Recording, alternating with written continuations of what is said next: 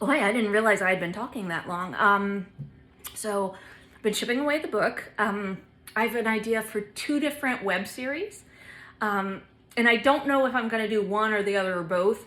And I can't seem to decide if I want to do a, like more like a blog or a vlog, like a video blog, which is what I'd really like to do.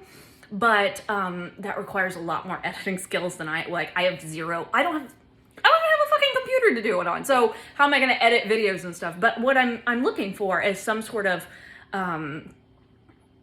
website, blog platform, whatever you want to call it, where you can do typed, but then insert pictures and maybe some video.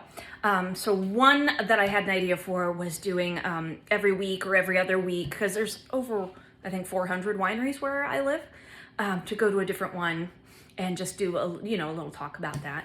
And then the other one, I had an idea for a Star Trek inspired cocktail blog. So we'll see if either of those manifest. But I've also been looking at just other things I can do to honor Jaime. I think about what he would be like as a person and how I can better, because I said before, he would be a better person than me. So what can I do? What are some things that I feel strongly about that I think he would have felt strongly about?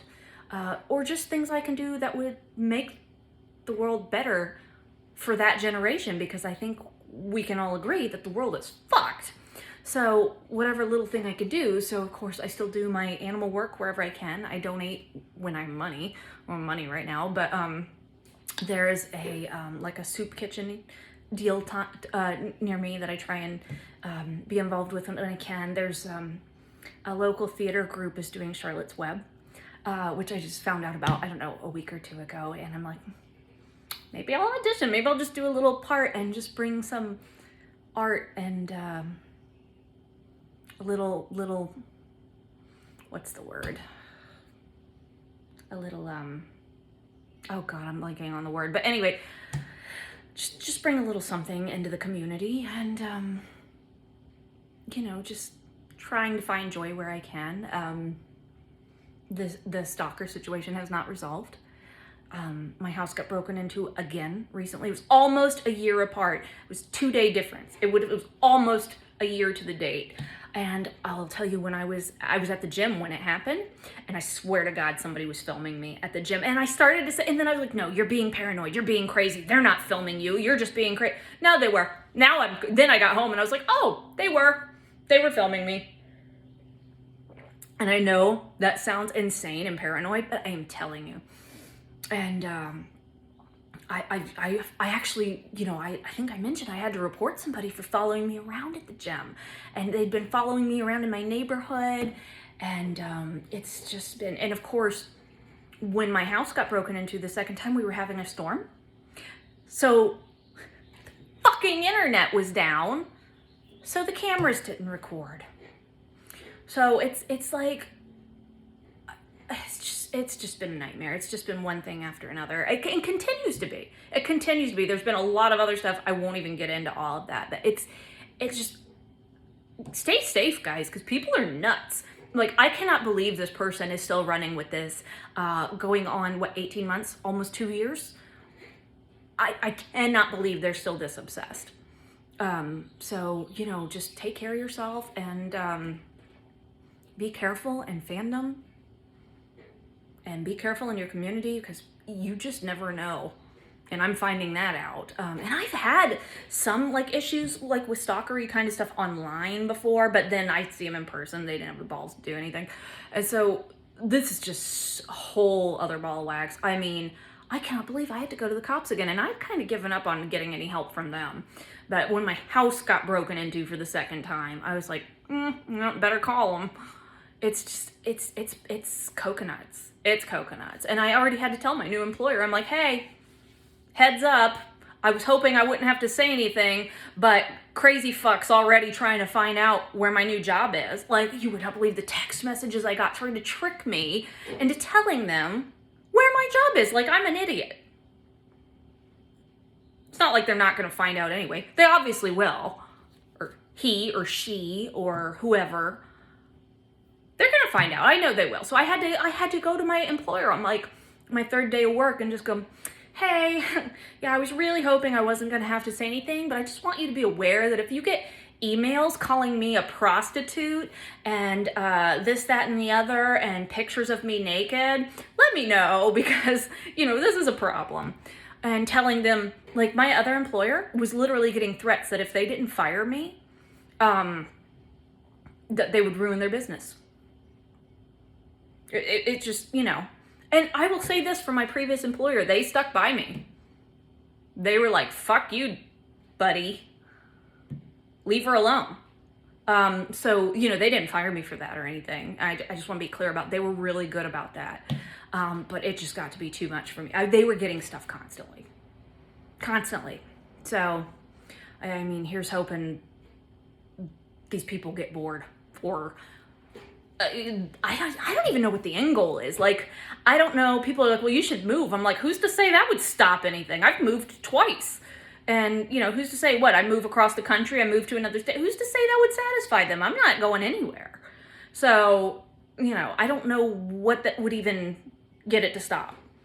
But I think we're on the cusp of getting enough actual physical, like, evidence that I could press criminal charges. So we're getting there. It's just, I'm just waiting for that big slip up, and you know it'll happen eventually. They always mess up eventually. They especially because it's been so long, I think, and they've not gotten caught. I mean, you know, I know who the fuck it is, but I just can't prove it. But I think they you know, people get cocky, and that's how they get caught. So I'm hoping soon we'll be able to stop all this, and I can get back to seeing some of you, and you know, because I've just got, it's just, fandom is not safe for me right now. I actually did try and go to a little convention, and I didn't realize how little it was going to be. Because, you know, you think to a certain extent, you just blend in with the crowd. I had two big guys with me, and I wasn't, but I got there, and it was so tiny, I just totally panicked. I was like, we gotta go. We were there like 2 hours. We'd driven hours. I was like, nope, get in the car. We gotta go. So it's just not a safe space for me right now. And I'm hoping that eventually it will be, because I love spending time with so many of you, and I'm sorry that I can't be there with you. But I do love you, and I miss you, and I know that a lot of you have sent well wishes for my son, and thank you for remembering him, because God knows I do. And you know, he was so little. He was so little. He was not even as big as my middle finger. But boy, did I love him. I called him Bug. His nickname was Bug. I am really bad about giving nicknames. Like, if you talk to me even a little bit online, you probably have a nickname in my head that's just, it gets hardwired in. And so yeah, from the time I knew he existed, he was Bug. And I would sing to him, and I would talk to him, and I was so scared. I was so scared because I was alone. Obviously, my health is not great. And I don't mean my mental, I mean my physical, my health is not great, and I don't have a lot of money, and I was scared, but I knew I loved him, and I wanted him. And I would give anything for him to be here now. But that's not possible. So, I would ask you all to do as I do, and try and find ways we can make the world better.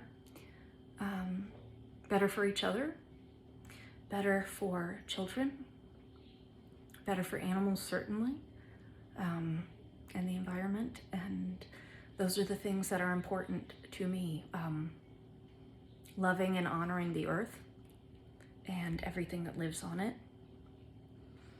You've heard me talk about, I'm sure if you follow me on Twitter, you've heard about bathroom spider. So even bathroom spider and even the little buggies, we let them go.